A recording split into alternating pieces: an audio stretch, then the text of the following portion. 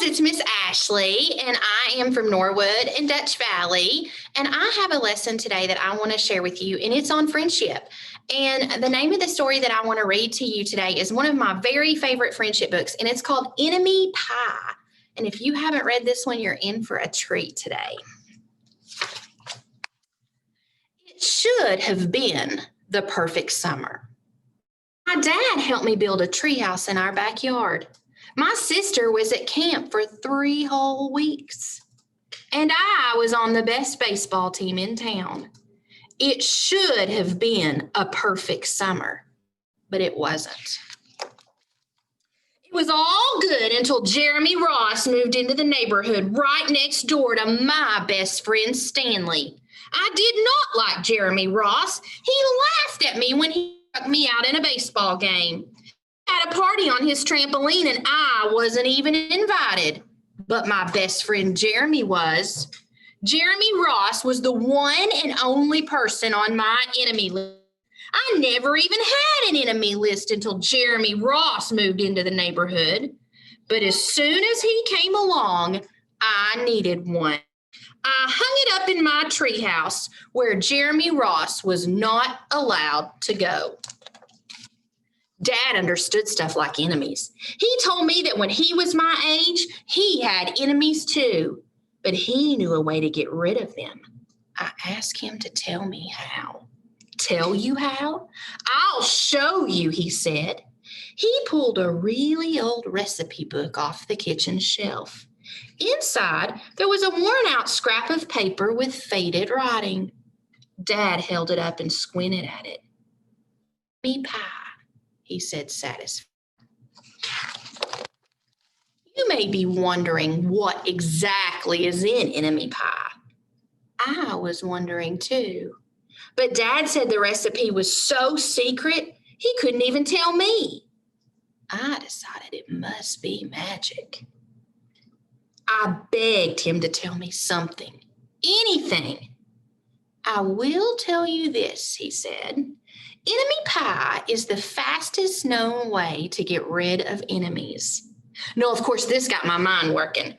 What kinds of things, disgusting things, would I put into a pie for an enemy? I brought Dad some weeds from the garden, but he just shook his head.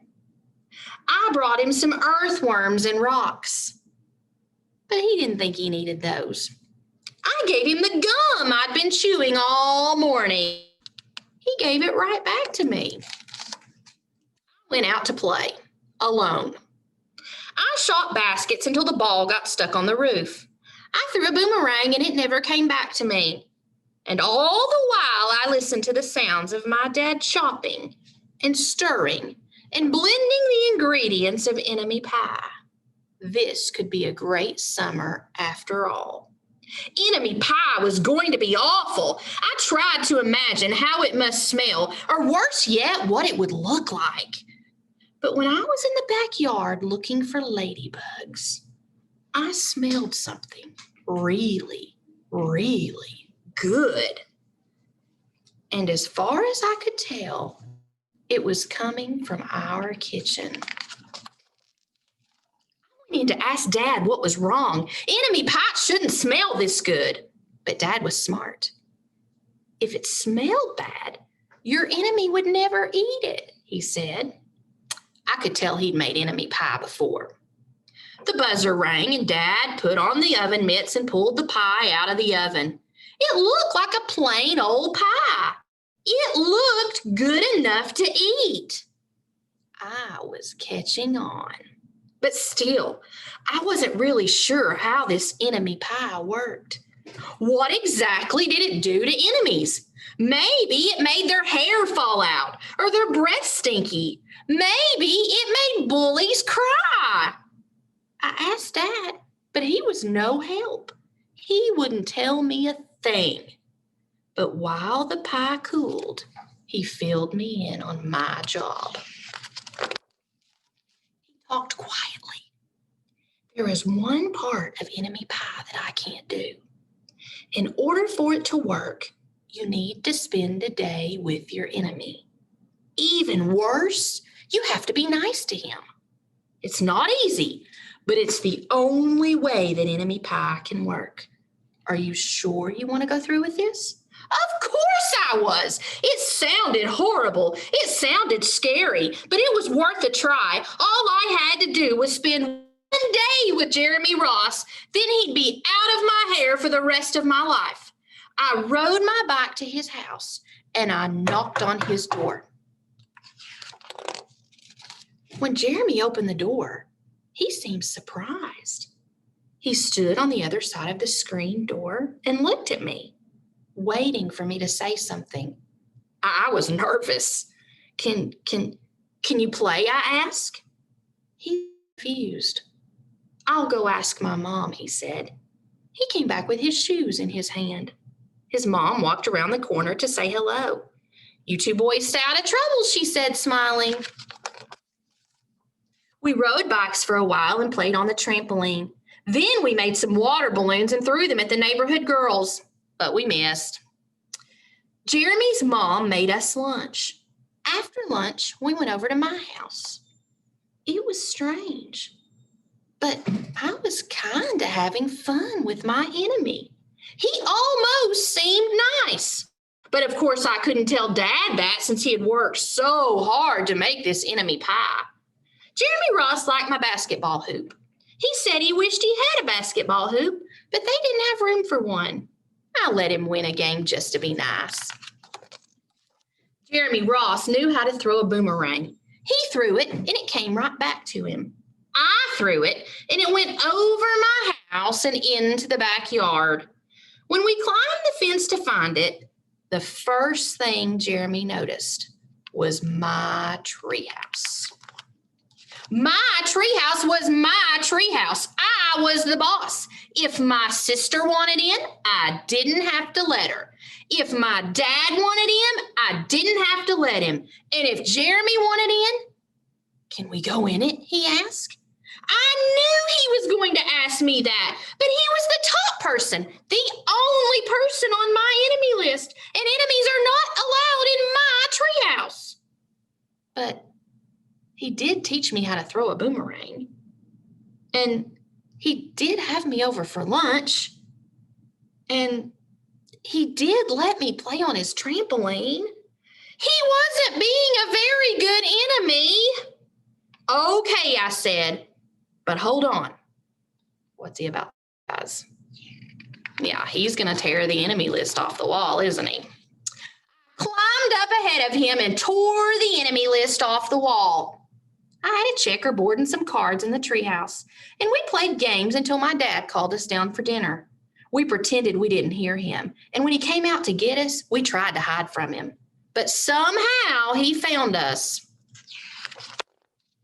Dad made us macaroni and cheese for dinner, my favorite. It was Jeremy's favorite too. Maybe Jeremy Ross wasn't so bad after all. I was beginning to think maybe we should just forget about the enemy pie.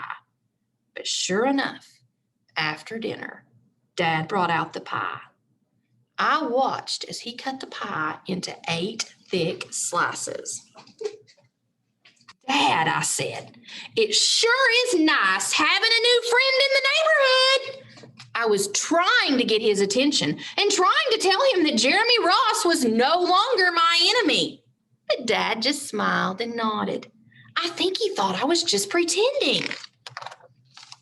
Dad dished up 3 plates outside with big pieces of pie and giant scoops of ice cream. He passed one to me and one to Jeremy. Wow, Jeremy said, looking at the pie. My dad never makes pies like this. It was at that point I panicked. I didn't want Jeremy to eat enemy pie. He was my friend. I couldn't let him eat it. Jeremy, don't eat it. I think it's a bad pie. It's poisonous or something. Jeremy's fork stopped before he reached his mouth. He crumpled his eyebrows and looked at me funny. I felt relieved. I had saved his life. I was his hero. If it's so bad, Jeremy asked, then why has your dad all eaten half of it? I turned to look at my dad. Sure enough, he was eating enemy pie. Good stuff, he muttered through a mouthful. And that was all he said. I just sat there watching them eat enemy pie for a few seconds. Dad was laughing. Jeremy was happily eating, and neither of them was losing any hair. It seemed safe enough, so I took a tiny taste. Enemy pie was delicious. After dessert, Jeremy rode his bike home, but not before inviting me over to play on his trampoline in the morning. He said he'd teach me how to flip. As for enemy pie, I still don't make it. I still wonder if enemies really do hate it, or if their hair falls out, or their breath turns bad. But I don't know that I'll ever get my answer, because I just lost my best enemy. So guys, I want you to think for a minute. Do you think maybe Dad made the enemy pie so that the two boys would maybe get to know each other and decide that they wanted to become friends? I think that's what happened in this story. And so I want to challenge you to think about something. Think about those kiddos that you're around, whether it be family members or kids at school or kids in your classes like karate or sports teams that you don't know really, really well. You just haven't gotten to know them yet. Think about things that you like about them. Think about things that you guys have in common and really try to know those people, because I think you'll find that even people that you think you don't really care too much for, you have commonalities with them and you guys would really maybe get along and be friends. So I want you to think about that. I hope you guys have a wonderful day. I love getting to spend some time with you guys. So I will see you again next time. Right there.